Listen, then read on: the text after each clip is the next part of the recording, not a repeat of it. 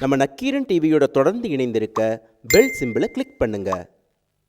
ஒரு இனக்குழுவின் அடையாளமும் உலகமே கொண்டாடும் அதன் பண்பாட்டையும் முற்றிலுமாக மறுத்துவிட்டு இதுதான் உன் வாழ்வின் ஆதாரம், இதுவே இனி எதிர்காலம் என திணிக்க பார்க்கிறது ஒரு கூட்டம்.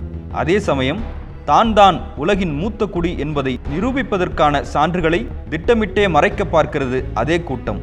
கீழடி மதுரையின் தென்கிழக்கில் 11 கிலோமீட்டர் தொலைவில் இருக்கும் ஒரு குக்கிராமம். இங்கு கடந்த 2015 மார்ச்சில் இந்திய தொல்பொருள் ஆராய்ச்சி நிறுவனத்தால் அகழ்வாராய்ச்சி பணிகள் தொடங்கப்பட்டன. அகழ்வாராய்ச்சி குழுவின் கண்காணிப்பாளராக அமர்நாத் ராமகிருஷ்ணன் என்பவர் நியமிக்கப்படுகிறார். செப்டம்பர் 2015 முடிக்கப்பட்டுவிடும் என்று எண்ணிய இந்த அகழ்வாய்வு பணிகள் அதில் கிடைக்கப்பெற்ற பொருட்களின் மதிப்பினால் மேலும் ஓராண்டுக்கு நீட்டிக்கப்படுகிறது. இந்த அகழ்வாய்வு பணியின் மூலம் 5300 தொல்பொருட்கள் கண்டுபிடிக்கப்பட்டன. அவை ஒவ்வொன்றும் பண்டைய காலகட்டத்தில் வாழ்ந்த நம் தமிழ் மக்கள் பின்பற்றிய நாகரிகத்தின் எச்சங்கள். இவ்வாறு கிடைத்த இந்த தொல்லியல் பொருட்களில் உள்ள அடையாளங்களை வைத்து இவற்றின் காலம் கிமு 3 கிபி 10க்கும் இடைப்பட்ட காலமாக இருக்கலாம் என்று சொல்கிறார்கள். கரிமூலப் பொருட்களின் ஆய்வின் மூலம் இவற்றின் காலத்தை துல்லியமாக கணக்கிட்டு விடலாம் என்கின்றனர் தொல்லியல் அறிஞர்கள்.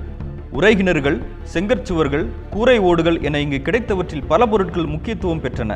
அவற்றில் தந்தத்தாலான பகடைக்காய்கள், சுடுமணலால் செய்யப்பட்ட சதுரங்கக்காய்கள், இரும்பிலான வேல், எலும்பு கருவிகள் என ஏராளமான பொருட்கள் அப்போது வாழ்ந்த தமிழ் மக்களின் கலாச்சாரத்தை சொல்கின்றன.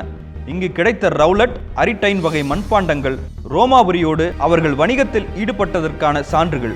கீழடியில் அகழ்வாய்வு பணிகள் நடந்த பகுதி உலகின் முதல் தொழில் நகரமாக இருந்ததற்கும் அங்கு நாகரிக வளர்ச்சி மேலோங்கி இருந்ததற்கும் சான்றுகளாய் கிடைத்தவைதான் நீர்வழங்கல் மற்றும் கழிவுநீர் அகற்றுதலுக்காக பயன்படுத்திய சுடுமண் குழாய்கள், செங்கலால் கட்டப்பட்ட கட்டிடங்கள் கிடைப்பதற்கரிய பொக்கிஷங்கள். இவற்றில் ஒன்றில் கூட கடவுள் வழிபாட்டிற்கான சான்றுகள் இல்லாததுதான் வியப்பிற்குரிய உண்மை.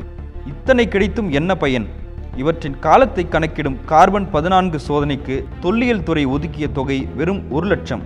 தேர்ந்தெடுத்து ஆய்விற்கு அனுப்பப்பட்ட பொருட்கள் வெறும் 2.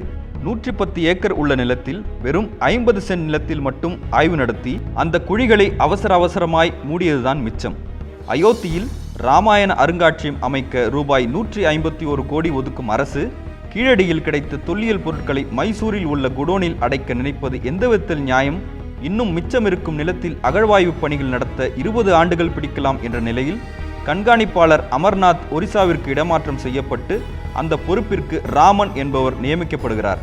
இந்திய அளவில் மொத்தம் 40 தொல்லியல் ஆய்வு அருங்காட்சியகங்கள் இருந்தும் தமிழகத்தில் சென்னை புனித ஜார்ஜ் கோட்டையில் மட்டும் ஒரே ஒரு அருங்காட்சியகம் இருப்பது திட்டமிட்ட ஒதுக்கல் இல்லாமல் வேறென்ன?